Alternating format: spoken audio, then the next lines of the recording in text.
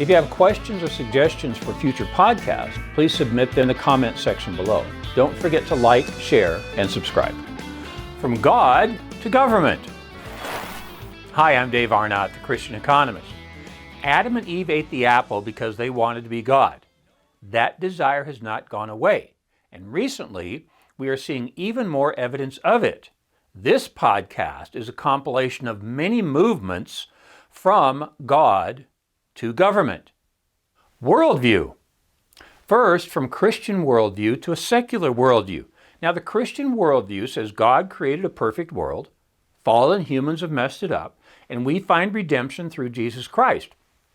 Support for abortion provides ample evidence that many people don't believe humans are created by God. And I will cite many examples of the denial of the fallen nature in the next few minutes. And if you're not fallen, why would we need a Savior for redemption anyway? Here's another one. From fallen to not fallen. The defund the police movement was based in the assumption that humans are not fallen. They thought if you just left people alone, peace would break out. Well, that did not happen.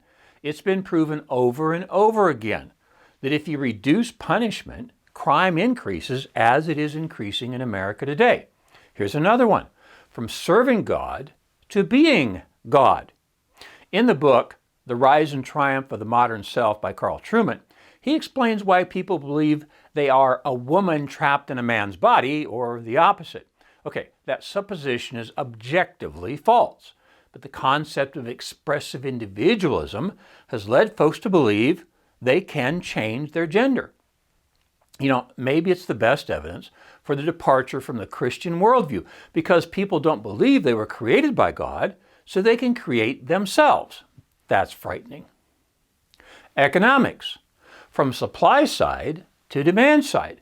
Keynesians believe that during an economic downturn, the economy should be stimulated by shifting the demand curve out.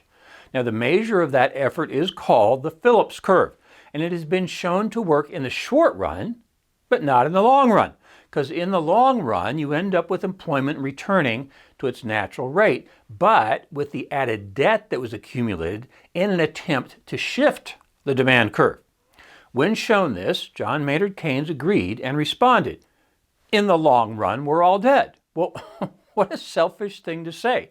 Because in about 20 years, I might be dead, but my Dallas Baptist University sophomores will be in the middle of their careers, struggling to pay off the debt our country has accumulated in an attempt to move this demand curve. I've told them many times that they will look back on the years from 2019 to 2023 and ask why the national debt moved from about 20 trillion to about 30 trillion in just 4 years. Here's another one, another movement. From free market capitalism to socialism.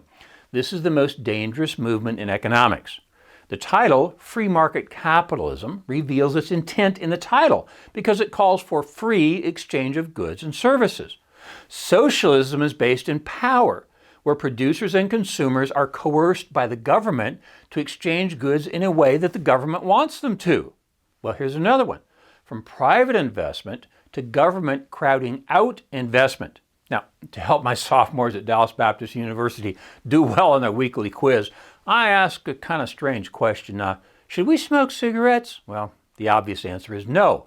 Well, so I explain, so we should nix cigs, I exclaim, which helps them remember the equation for gross domestic product on the quiz that week. Here is the equation. It's Y, which is GDP, equals consumption plus investment plus government spending plus net exports, nix cigs. Get it?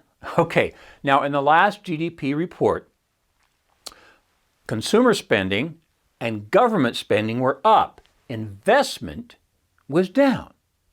That means we have a good short-term economy, but a bad long-term economy because there's not enough investment being made. Governance. From Biden's sphere sovereignty to economic humanism. Now, Biden's sphere sovereignty is the title of my podcast number 111.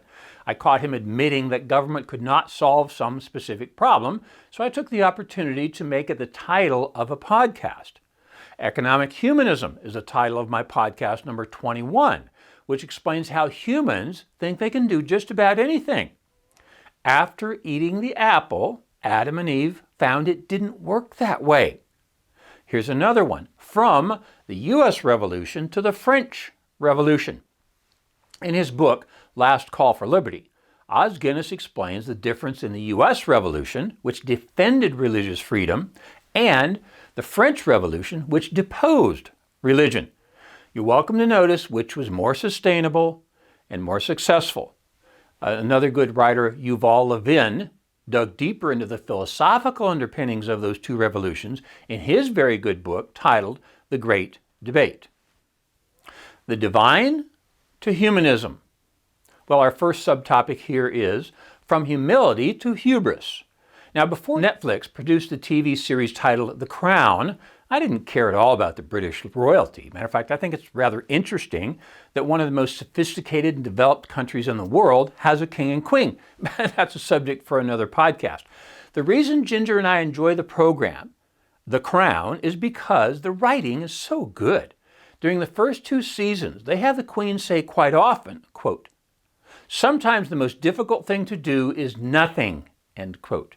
Now that's very good advice, but only if you believe there's a God who guards and guides. If you don't believe in an active God, then humans would never accept that advice. That's why currently we are hearing the ridiculous humanist statement from climate activists, something like, "I can change the weather." That's why when I hear those Chicken Littles proclaiming that the sky is falling, I think about Toto pulling back the curtain and revealing the wizard in the movie The Wizard of Oz. Religion, from admired to dangerous. Jim Dennison is about the smartest guy I know in the Christian culture space. I write a 1,500-word podcast once a week. He writes the same amount 5 days a week. He makes the observation that the public perception of Christianity has gone from admired to tolerated to dangerous. How about this one? From Christmas as Christ's birth to a winter celebration. Yeah, we have many of these examples in our own communities. I heard this one from reporter Laura Logan at the CEO Summit at Liberty University recently. She told about being with a Catholic priest in Paris who asked her to look out over the city and observe what was missing. It was December, and there were no Christmas lights. Now, some of my friends complain about the commercial Christmas push starting too early. Yet, while I know what they mean, I actually have the view that you can't start the celebration of Christ's birth too early. For me, I know that's not what the stores are doing, but they can't stop me from celebrating Christ's birth as early as October. Now, turning this big ship around. When I appeared on Dennis Prager's Fireside Chat, his last question was about whether I was an optimist or a pessimist. I said I'm known as the Christian Economist. The economist in me is a pessimist, but the Christian in me is an optimist. That's because even though we've been in economic messes like this before, God somehow seems to rescue us.